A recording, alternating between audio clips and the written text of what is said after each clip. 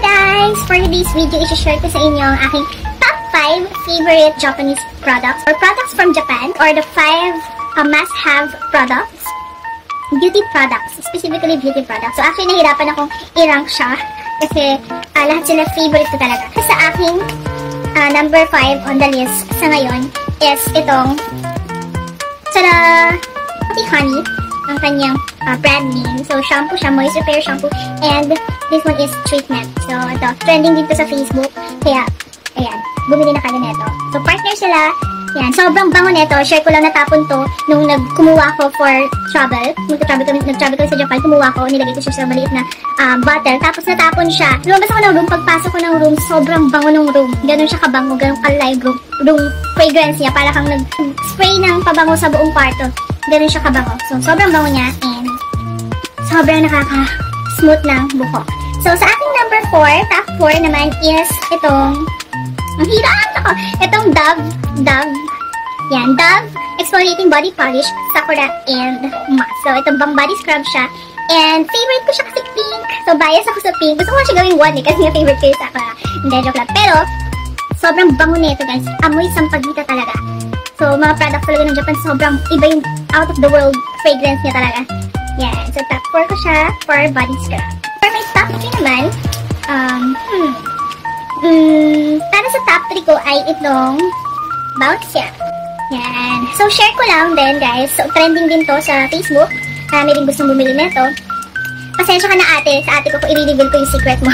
Hindi, kasi yung ate ko, madalas ko rin siyang hawakan yung kamay niya. Mag-holding hands kami minsan pag maglalakad kami.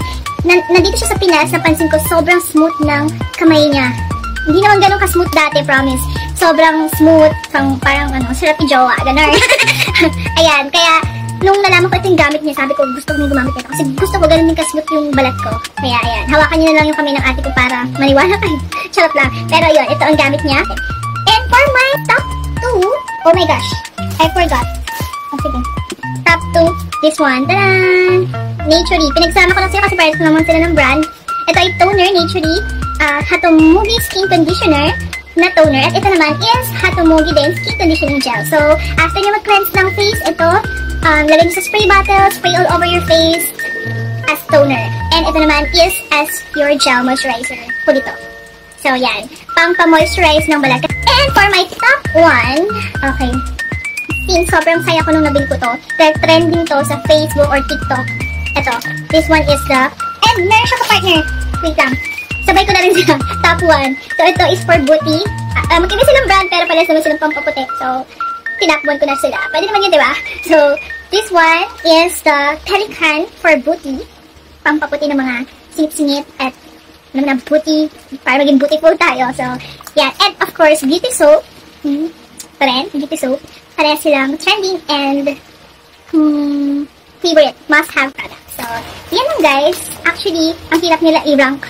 Pare-pare silang favorite ko at sobrang good sila. So, pili na kayo guys. Pagpunta kayo ng Japan at pwede kayo magpasabay. Maraming sa Facebook. Yun lang. Bye! Sayonara! Arigatou gozaimasu!